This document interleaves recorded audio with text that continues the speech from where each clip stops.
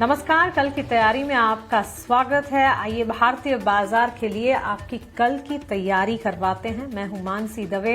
भारतीय बाजार में लास्ट ट्रेडिंग सेशन में किस तरह के सेंटिमेंट्स नजर आए? जी, मुनाफा वसूली थी, बिकवाली का दबाव ज्यादा हावी होता रहा और दिन भर हमने देखा बेंचमार्क से लेकर ब्रॉडर मार्केट्स तक का एक ट्रेंड जो है वो काफी वॉलेटाइल देखने को मिला। हालांकि सेक्टर वाइज कुछ तमाम सेक्टर्स थे जो कि बाजार को संभालने का काम कर रहे थे, लेकिन बड़ा ही बटा हुआ कामकाज था। एडवांस डिक्लाइन रेशियोज को भी समझने की कोशिश करेंगे। डिक्लाइंस का पलड़ा भारी नजर आ रहा था। इस बीच निफ्टी लगातार तीसरे दिन गिरावट के साथ क्लोज हुआ, करीब 25,000 के लेवल्स के आसपास। बैंक निफ्टी में हमने देखा करीब 130 अंकों की कमजोरी, 60,000 के पास बंद होता है, लेकिन 60,000 के लेवल को टच बेस नहीं कर पाया। वहां से नीचे 60,000 के नीचे क्लोजिंग बैंक निफ्टी में नजर आई। ब्रॉडर मार्केट्स में भी इसी तरह के संकेत। अब 85,000 से नीचे 84,941 के इर्द गिर्द सेंसेक्स में हमने क्लोजिंग देखी है।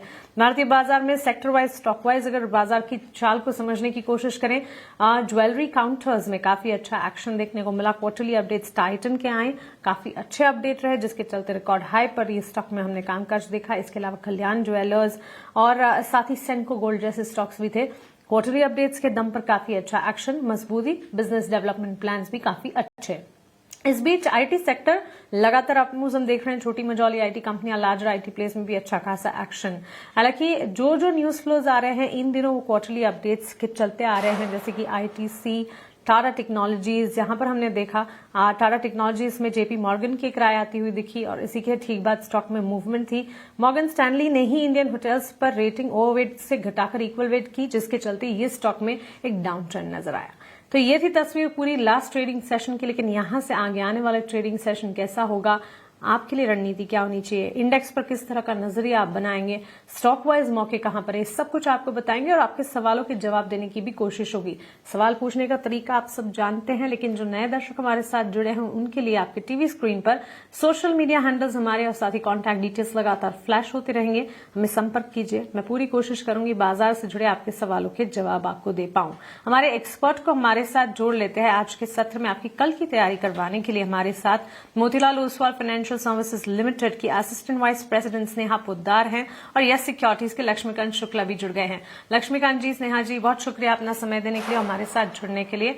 स्नेहा, शुरुआत आपसे करेंगे। बताएं, भारतीय बाजार पर जिस तरह के सेंटिमेंट्स लगातार 2 से 3 दिनों में नजर आ रहे हैं, वॉलेटिलिटी तो है, यहां से आगे कल का ट्रेडिंग सेशन कैसे देख रही हैं आप?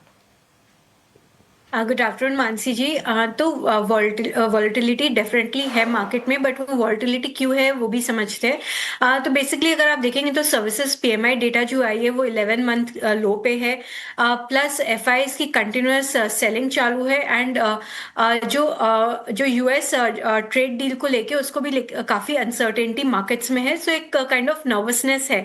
प्लस बिकॉज बजट 1 फेब को अनाउंस होने वाले, तो उससे रिलेटेड जो भी न्यूज फ्लोज रहते हैं उनसे मार्केट में एक अच्छी खासी आपको वॉलेटिलिटी देखने को मिलती है। हर दिन आपको डिफरेंट सेक्टर रोटेशंस देखने को मिलते हैं, तो ये volatility through out the month continue रहेगी। इनफैक्ट जैसे जैसे हम बजट को और अप्रोच करते जाएंगे, वॉलेटिलिटी इनफैक्ट काफी इंक्रीज हो सकती है।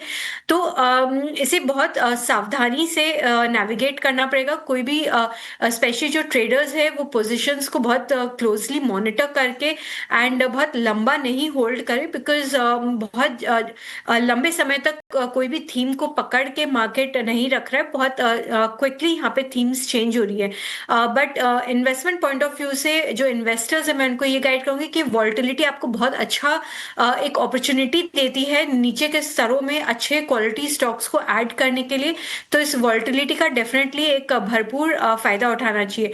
बट कल के अगर आप एंगल से देखेंगे तो शायद ये जो कंसोलिडेशन हम जो विटनेस कर रहे हैं ये कंटिन्यू रहेगा and sector and stock specific action ही देखने को मिलेगा, बिकॉज एक नेक्स्ट वीक से जो अर्निंग सीजन भी स्टार्ट होने वाली है, तो उसको लेके भी कहीं ना कहीं थोड़ी सी कॉशियसनेस है। तो बिजनेस अपडेट्स पे लोगों के फोकस थोड़े ज्यादा है।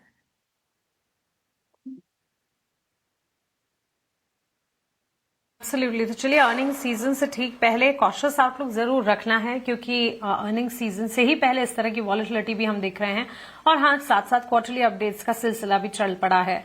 लक्ष्मीकांत जी, आप बताएं, आपकी तरफ से बाजार की चाल कैसी नजर आ रही है? गुड आफ्टरनून मानसी जी। सो 2 दिनों की गिरावट के बाद हालांकि आज के सत्र में हमें और फर्दर वीकनेस देखने को मिली थी, but last hour trading sessions में जिस तरीके से बाइंग देखने को मिली है और निफ्टी ने जिस तरीके से 20 डीएमए लेवल का सपोर्ट लिया है, जो कि अभी फिलहाल 26,030-50 के आसपास आता हुआ दिखाई दे रहा है, तो वहां पर एक डोजी काइंड ऑफ फॉर्मेशन बना है, जो कि संकेत देता है कि आने वाले समय में एक शॉर्ट टर्म रिबाउंड देखने को मिल सकता है। हालांकि कल के सेशन में हमें देखना होगा, अगर निफ्टी 26,200 के ऊपर टिकती है तो मुझे लगता है कि ये जो बाइंग मोमेंटम है वो फर्दर ऊपर की तरफ बढ़ सकता है। वहां से फिर से हमें 26,300 340 तक के अपसाइड के मूव देखने को मिल सकते हैं। वहीं लोअर लेवल्स पे जब तक 26,000 के ऊपर निफ्टी ट्रेड करता रहता है, जहां पे 20 डे एसएमए भी लेवल्स है, तो मुझे लगता है कि हमें फर्दर कंसोलिडेशन देखने को मिलेगा। इंट्राडे ट्रेडिंग परस्पेक्टिव से कल 26,200 का लेवल इंपॉर्टेंट रहेगा। अगर उसके ऊपर सस्टेन होता है तो वहां से हमें 100 to 150 पॉइंट तक की रेंज देखने को मिल सकती है। वहीं पे बैंक निफ्टी ने भी अपने की सपोर्ट लेवल्स को रिटेस्ट किया है, जो कि 59,700 के आसपास है।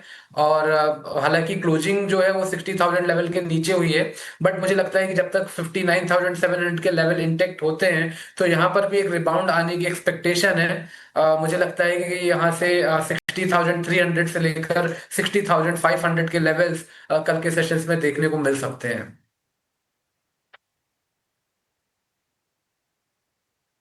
एब्सोल्युटली। तो चलिए, इंडेक्स पर नजरिया हमने जाना और यहां से आगे इंडेक्स की तस्वीर कैसी नजर आ सकती है ये भी संभावना हमने समझी। लेकिन हम आगे बढ़ते हैं और अब सवाल जवाब के सिलसिले को शुरू करते हैं। और पहला सवाल हमारे व्यूवर का देख लेते हैं। मेहताब आलम लिखते हैं, रिलायंस पर उन्हें 1 साल का नजरिया चाहिए। उन्होंने खरीदे हैं 50 शेयर्स 1,365 के स्तर पर। यहां पर लॉन्ग टर्म प्ले रिलायंस के स्टॉक प्राइस में किस तरह की रणनीति होनी चाहिए, ये सवाल है। स्नेहा, रिलायंस वैसे स्टॉक में हमने काफी वॉलिटिलिटी भी देखी है और लास्ट ट्रेडिंग सेशन की अगर बात करें, हमने देखा स्टॉक में ड्यूरिंग द एंटायर सेशन काफी उथल पुथल थी, बिकवाली का दबाव ही रहा। 1,505 के इर्द गिर्द ये स्टॉक ने क्लोजिंग दिखाई है। इनकी खरीद 1365 की है, 7,000 तक का तो मुनाफा देख रहे हैं। क्या राय होगी? मेरी राय रिलायंस को लॉन्ग टर्म के लिए होल्ड करके रखे। काफी सारे ट्रिगर्स है ये साल। रिलायंस जियो की आईपीओ आने की संभावना है। इनफैक्ट कंपनी डीआरएच भी सून लॉन्च करने वाली है। प्लस जो इनकी रिटेल सेगमेंट है वहां पे भी रिकवरी काफी अच्छी दिखाई दे रही है। तो ये लास्ट काफी टेपिड थी ग्रोथ सेगमेंट में, जो कि ये साल अच्छी करनी चाहिए। प्लस ओवरऑल जो इनकी जो ऑयल बाइंग इनकी रही है वो काफी नीचे के स्तरों में रही है, तो इनकी रिफाइनिंग बिजनेस भी काफी अच्छी करनी चाहिए। तो तीनों ही सेगमेंट में एक अच्छा इम्प्रूवमेंट दिखाई देगा। और जो इनकी न्यू सेगमेंट है, जो न्यू एनर्जी की तरफ जो इन्वेस्टमेंट्स कर रहे हैं, वहां पे भी धीरे धीरे कुछ सालों में नतीजे आपको दिखाई देने लगेंगे। और जैसे जैसे कंपनी इसमें क्लैरिटी प्रोवाइड करेगी, इनफैक्ट जो हम जैसे जो एनालिस्ट हैं इन्हें अपने ना टारगेट प्राइस में वैल्यू देना शुरू करेंगे, तो काफी पोटेंशियल है कंपनी में। एंड डेफिनेटली ये एक पोर्टफोलियो स्टॉक है, इसे होल्ड करके रखना चाहिए।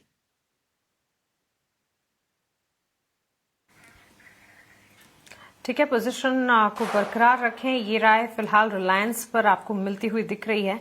वैसे भी काफी बड़ा कॉन्स्टिट्यूएंट माना जाता है, लार्जर प्लेयर है और इस स्टॉक में तेजी या मंदी काफी हद तक मार्केट को, बेंचमार्क इंडेक्स को इम्पैक्ट कर जाती है। एक और सवाल देख लेते हैं। मधु सिंघल जी हमसे पूछ रहे हैं सवाल। लक्ष्मीकांत जी, 3 स्टॉक्स हैं जिस पर इन्हें राय चाहिए। पहला आरती फार्मा, दूसरा अशोका बिल्डकॉन और तीसरा बलरामपुर चीनी। अब मैं इनके एंट्री लेवल्स भी आपको क्विकली बता देती हूँ। आरती फार्मा में इन्होंने 70 शेयर्स खरीदे हैं। अपने एंट्री लेवल 762 के बता रही हैं ये। 749 750 के लेवल्स पर लास्ट क्लोज हमने देखा है। हल्का फुल्का मुनाफा यहाँ पर 1.5% की तेजी पर क्लोजिंग हुई थी, लेकिन इनकी खरीद से तो नीचे जाता हुआ है। 1,000 का नुकसान है इनफैक्ट। वहीं अशोका बिल्डकॉन 115 शेयर्स खरीदे हैं 221 के लेवल पर। 169 के लेवल्स के आसपास हमने देखा ये स्टॉक की क्लोजिंग। 2% की तेजी वहां पर भी है, लेकिन इनकी खरीद के स्तर ऊंचे हैं तो नुकसान झेल रहे हैं। और बलरामपुर चीनी में फायदा है। बलरामपुर चीनी के इन्होंने 262 शेयर्स 623 के दाम पर खरीदे हैं। 437 के लेवल पर स्टॉक में हम देख रहे हैं लास्ट क्लोजिंग, काफी अच्छा मुनाफा देख रही हैं बलरामपुर चीनी में। तीनों शेयर्स पर राय क्या होगी? देखिए, सबसे पहला जो इनका शेयर था, उसके बारे में बात कर लेते हैं, जो कि था हाँ, अशोका बिल्डकॉन। सो यहाँ पर जिस तरीके से मूव देखने को मिले हैं वो लोअर साइड पे ही देखने को मिल रहे हैं। हालांकि आज के सेशंस में एक हल्की सी तेजी देखने को मिली है, बट ओवरऑल जो स्ट्रक्चर है वो काफी बेरिश दिखाई दे रहा है। डेली के चार्ट्स पर 180 190 के स्ट्रॉन्ग रेजिस्टेंस हैं, तो जब तक ये इसके ऊपर ट्रेड करता हुआ नहीं दिखाई देता है तब तक इसमें करेक्शन का माहौल बना रहेगा। और अगर इसके ने अपने प्रीवियस स्विंग लेवल के नीचे की क्लोजिंग दे देता है जो कि 159 के आसपास दिखाई दे रहा है, तो मुझे लगता है कि वहां से हमें फर्दर गिरावट देखने को मिल सकती है। तो 159 के साथ एक बार ये स्टॉक को होल्ड करके देख ले, अगर 159 के नीचे की क्लोजिंग होती है तो वहां से फिर एग्जिट रहने की सलाह रहेगी। वहीं पर अगर बात की जाए आरती फार्मा की, सो आरती फार्मा में भी जो स्ट्रक्चर है वो बेरिश ही है। एक स्ट्रॉन्ग रेजिस्टेंस 785 790 के लेवल के आसपास दिखाई दे रहा है। हालांकि दो सेशंस में एक हल्का सा पुल बैक मूव देखने को मिला है, बट अभी भी मल्टीपल हर्डल्स बने हुए हैं। तो यहाँ पर भी मैं इनको एक स्टॉप लॉस सजेस्ट करूंगा जो अभी फिलहाल आता हुआ दिखाई दे रहा है 720 का। तो एक बार अगर 720 के लेवल्स को होल्ड करता है तो वहां से एक शॉर्ट टर्म रिबाउंड हमें 785 तक, 785 से लेकर 800 लेवल तक देखने को मिल रहा है। तो वहां पर अगर एग्जिट करेंगे तो आरती फार्मा में तो ज्यादा बेहतर रहेगा। और इनका जो थर्ड स्टॉक है वो है बलरामपुर चीनी। तो यहाँ पर भी हमें जो ट्रेंड है वो डाउनवर्ड ही साइड का दिख रहा है। हालांकि एक स्टेबिलिटी देखने को मिली है जब स्टॉक ने अपने लोअर लेवल को रिटेस्ट किया था अराउंड दी जोन ऑफ 420 425 के आसपास, और अभी तक जो बेस है वो अभी इसने बना के रखा है। बट अगर इसकी क्लोजिंग फिर से 420 के नीचे होती है तो मुझे लगता है कि वहां से करेक्शन बढ़ सकता है। तो अगर 420 के नीचे की क्लोजिंग होती है तो यहाँ से भी इनको एग्जिट रहने की सलाह रहेगी।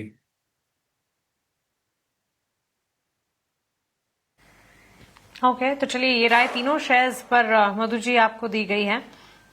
एक और सवाल अशोक सिंह का है, मुंबई से लिखते हैं गोडफ्रे फिलिप्स पर उन्होंने 15 शेयर्स खरीदे हैं, 3095 अपने एंट्री लेवल है।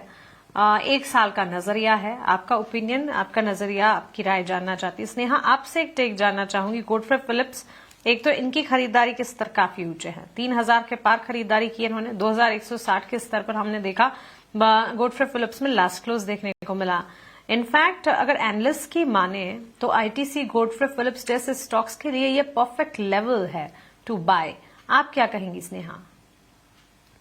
डेफिनेटली मैं इस लेवल पे उन्हें एग्जिट की तो सलाह नहीं दूंगी, बिकॉज जो गवर्नमेंट की जो अनाउंसमेंट है वो कुछ सालों बाद इसमें सिगरेट सेगमेंट में आई है, जो कि पॉसिबल है हर कुछ 4-5 साल में एक बार टैक्स हाइक होते भी हैं। इस बार थोड़े सब्सटैंशियल टैक्स हाइक हुए जिनके कारण इन्हें सब्सटैंशियल प्राइस हाइक लेना पड़ेगा, जो कि ग्रेजुअली कंपनीज पास ऑन भी करेंगी। बट कितना वो पास ऑन कर पाती है, बिकॉज इन ऑलमोस्ट 25-30% हाइक्स लेना पड़ेगा, तो कितना पास ऑन कर पाते हैं और किस पेस में पास ऑन करते हैं वो काफी इंपॉर्टेंट रहेगा प्रॉफिटेबिलिटी पॉइंट ऑफ व्यू से।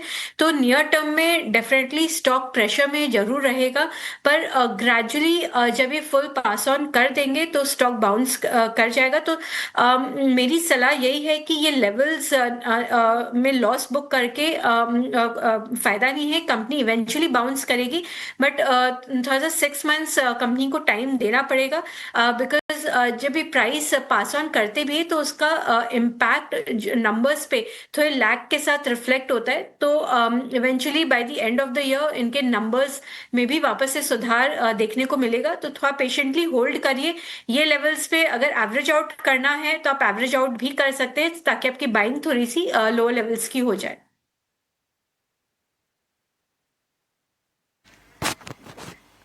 ओके, तो चलिए ये टेक गोडफ्रे फिलिप्स पर फिलहाल हमें मिलता हुआ, लेकिन अब सवाल जवाब के सिलसिले को यहीं रोकेंगे और रुक करेंगे हमारे अगले सेगमेंट वैल्यू इन्वेस्टमेंट पिक का।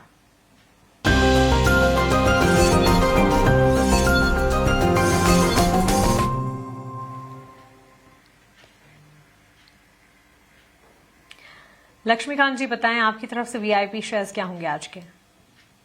जी, दो रिकमेंडेशन रहेंगे, वो भी बाय साइड के लिए। सबसे पहला है BEL। तो चार्ट काफी प्रॉमिसिंग लग रहा है। इनफैक्ट 2 दिनों पहले यहाँ पर एक स्ट्रॉन्ग रिबाउंड, एक ब्रेक थ्रू भी देखने को मिला था bullish belt hold candlestick pattern के वजह से। और पिछले 2 दिन से अभी भी जो प्राइजेस है उसके ऊपर ही सस्टेन कर रहे हैं। तो फर्दर ब्रेकआउट हमें देखने को मिल सकता है। हमारा जो टारगेट रहेगा वो रहेगा 440 का, और स्टॉप लॉस हमें मेंटेन रखना है 403 का।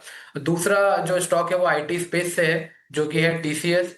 सर, TCS में हमें एक लोअर लेवल से रिबाउंड देखने को मिला है। डेली के चार्ट्स पर बुलिश कैंडल का फॉर्मेशन दिखाई दे रहा है, और आज ही के सत्र में इसने अपने 220 DMA लेवल को भी रिक्लेम किया है। So overall sentiment slightly bullish tilt होते हुए दिखाई दे रहे हैं। तो मुझे लगता है कि यहाँ से हमें 3390 का लक्ष्य मिल सकता है, और स्टॉप लॉस हमें मेंटेन रखना है 3250 का।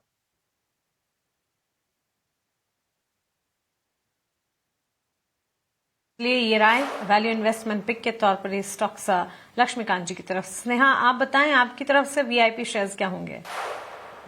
मेरी तरफ से VIP शेयर में सबसे पहली पिक है AU स्मॉल फाइनेंस बैंक। तो बैंक ने बहुत ही अच्छे बिजनेस अपडेट्स दिए फॉर दी Q3 क्वार्टर। बहुत ही रोबस्ट नंबर्स, दोनों ही डिपॉजिट और लोन ग्रोथ एंड पे अच्छे नंबर्स आए हैं।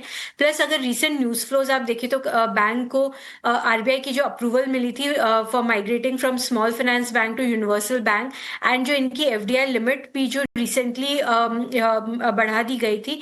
तो ये सब न्यूज फ्लोज काफी पॉजिटिव ट्रिगर्स है बैंक के लिए। Plus bank small mid size banks में one of the best placed banks है। ओवरऑल इनके नंबर्स बहुत ही रोबस्ट है, एंड ये सब डेवलपमेंट से डेफिनेटली इनकी आगे जाके प्रॉफिटेबिलिटी और इम्प्रूव होगी और ROEs और इम्प्रूव होंगे। तो AU स्मॉल फाइनेंस बैंक को रडार पे रख सकते हैं with a target price of 1150। मेरी दूसरी पिक है बायोकॉन। सो बायोकॉन ने आज ऑन्कोलॉजी सेगमेंट में प्रोडक्ट लॉन्चेस किए हैं, जो कि काफी पॉजिटिव डेवलपमेंट है। प्लस कंपनी की काफी एक लंबे कंसोलिडेशन जो हमने स्टॉक में देखा है, उसके बाद काफी अच्छे स्वीट स्पॉट पे है बायोकॉन। और कभी भी ये यहाँ से अगर ब्रेकआउट देता है तो पोटेंशियल काफी हाई है, बिकॉज कंपनी के पास काफी रिसेंट में न्यू प्रोडक्ट लॉन्चेस किए हैं, एंड काफी स्ट्रॉन्ग इनकी पाइपलाइन है। और जो इनकी बायोलॉजिक सेगमेंट है वहां पे ये बहुत gradually and quickly market share gain भी कर रही है।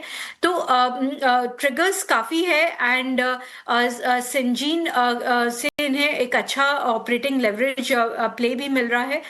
सो ओवरऑल बायोकॉन को आप रडार पे रखिए from both short term and long term point of view with a target price of 460।